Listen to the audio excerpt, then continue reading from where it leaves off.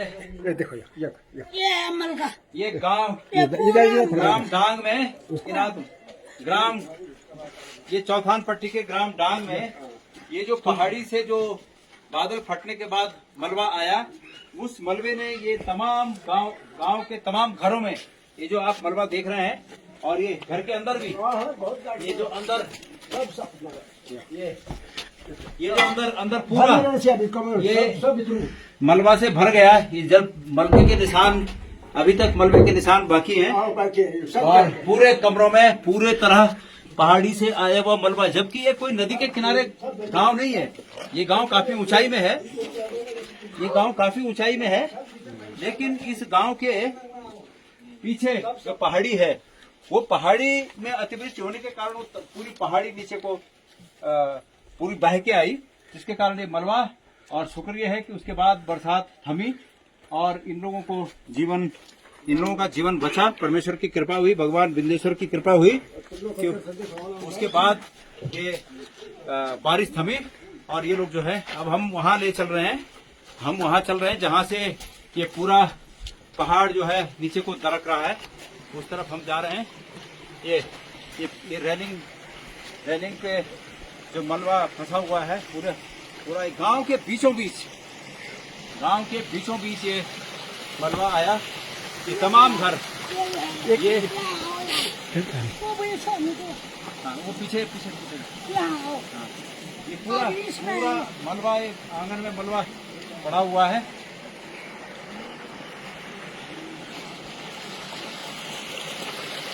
ये पूरा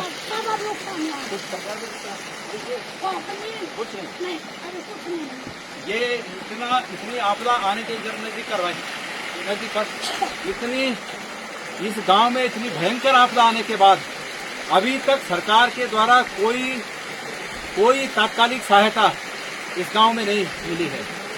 पूरा कई दिन से लोगों का सामान घर के अंदर खराब हो गया, तमाम मलबा घरों के अंदर भरा हुआ है, आंगन में भरा हुआ है। ये आप देख रहे हैं, खेती पाती सब पूरी तरह तबाह हो चुकी है, लेकिन अभी तक कोई आर्थिक सहायता, कोई तात्कालिक सहायता सरकार के द्वारा यहाँ उपलब्ध नहीं कराई गई। जबकि ये नियम है कि आपदा में अगर कोई इस प्रकार की घटना घटती है तो 12 घंटे के अंदर आर्थिक सहायता, तात्कालिक सहायता संबंधित प्रभावितों को दी जाती है। हमने सुना कि इस साल के बजट में भारत सरकार ने भी उत्तराखंड का नाम लेकर कि आपदा के लिए स्पेशल बजट हमारे लिए प्रावधानित किया गया है, लेकिन पता नहीं वो बजट भी दिल्ली से देहरादून तक अभी आया कि नहीं आया। यहाँ के ग्रामीणों के हिसाब से तो अभी तक इन्हें कोई सहायता नहीं मिली। इन्हें दिल्ली का बजट पता नहीं, इन्हें देहरादून का बजट पता नहीं। ये लोग आज भी इस उम्मीद में हैं कि शासन प्रशासन का कोई व्यक्ति यहाँ आए और इनकी सुधरे।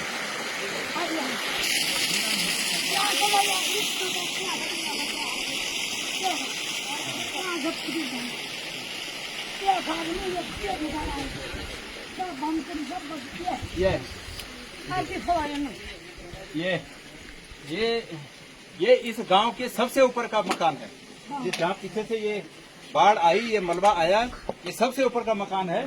और ये इनका किचन था। ये धुआं बता रहा है, धुएं से काली हुई लकड़ियां बता रही हैं कि ये इस परिवार का किचन था।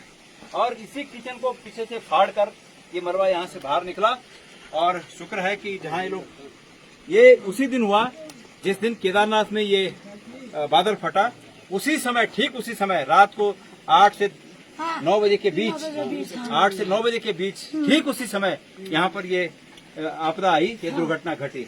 और परमेश्वर का शुक्र है, भगवान विंध्येश्वर का शुक्र है कि कोई जनहानि नहीं हुई, लेकिन सामान की और धन की बहुत बड़ी हानि हुई है, संपत्ति की बहुत बड़ी हानि हुई है। सरकार अभी तक कोई तात्कालिक सहायता यहाँ पर उपलब्ध नहीं करा पाई है। ये मक्के के खेत हैं, जो मक्के के खेत, और ये मक्के के खेत तमाम ये तबाह हो गए। ये तमाम जो है, ये इस तरफ की खेती आप देख रहे हैं, ये तमाम खेती तबाह हो चुकी।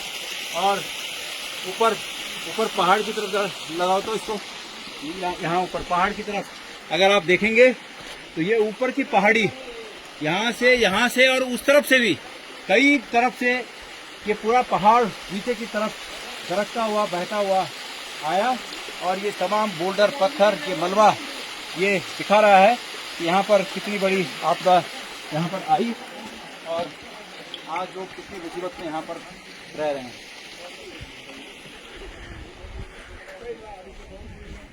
ये अपने मकानों को ये मलबा साफ किया हुआ है और दोबारा जीवन को बदस्तूर जीवन को रास्ते पर लाने की लोग कोशिश कर रहे हैं। और लेकिन पूरा गांव इस सदमे में है, पूरा गांव सदमे में है और लोगों की मांग है कि हमारी सुरक्षा का ध्यान सरकार रखे। अब मैं गांव के लोगों के साथ एक बैठक करूंगा और उसके बाद उनकी बातें पता चलेंगी कि वो क्या चाहते हैं, कैसे कैसे क्या होगा। और हमारी कोशिश ये है कि हमारी ये आवाज ग्रामीणों की आवाज बनकर सरकार तक जाए।